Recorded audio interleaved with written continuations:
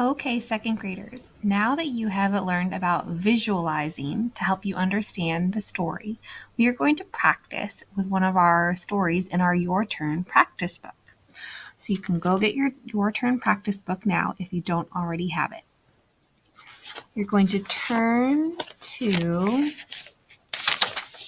page 3. You're going to find a story called A Bicycle Built for Two. The directions read the passage. Use the visualize strategy to picture in your mind what is happening in the story. Okay? I'm going to read the first page to you.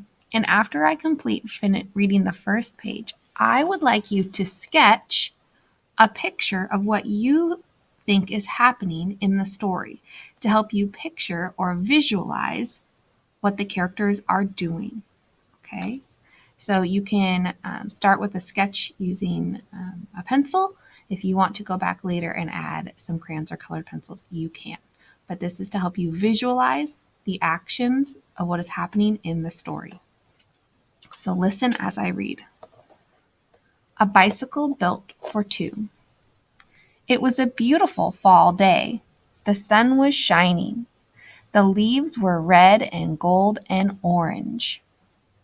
Squirrel wanted to go for a bike ride, but his bike was broken. I can't fix this by myself, thought Squirrel. I will need some help.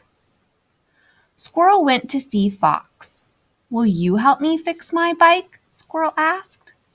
I'd love to help, but I am too busy cooking soup, said Fox. So Squirrel counted on.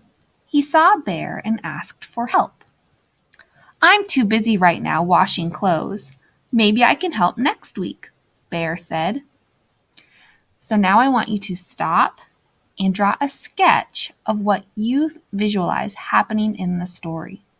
I know there were some words that I read that helped me visualize what was happening in the story or the setting for the story.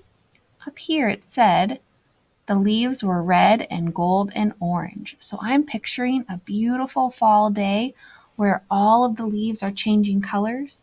And I'm thinking I see Squirrel wanting to ride his bike. So I might draw a sketch of what I see in my mind to show how I'm using the visualize strategy to help me understand the story. Okay, second graders, hopefully you have drawn a sketch of what you see in your mind when you are reading A Bicycle Built for Two. I'm going to turn the page and I'm going to continue reading. And look, there is a picture there that helps us visualize what's happening in the story. Squirrel shook his head. He wanted to fix his bike and take a ride today. Just then, Rabbit came along and asked Squirrel why he looked so sad. Squirrel explained the problem. You are probably too busy to help me, sighed Squirrel. Rabbit looked over the bike. He turned a wire here, he oiled a wheel there. Now let's give it a try, Rabbit said. The two friends climbed on the bike. They rode for a long time through the woods, enjoying the beautiful day. Wow. I'm also noticing that our essential question of the week is how do friends depend on one another? And I think that Rabbit has just helped Squirrel fix one of his problems. So Squirrel was depending on Rabbit to help him. Now that we've read our story and we've visualized the story, we're going to move over here and review our key details by asking a few questions. And hopefully our visualization can help us answer some of these key details. Reread the passage and answer the questions. You can either go back and listen to me read it again, or you can reread it on your own.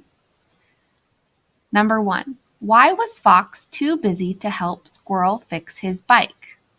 Can you remember and go back and find why was Fox too busy to help Squirrel fix his bike? Number 2, why was Bear too busy to help Squirrel fix his bike? I think I remember. Do you? And number 3, why were Squirrel and Rabbit both able to ride the bike?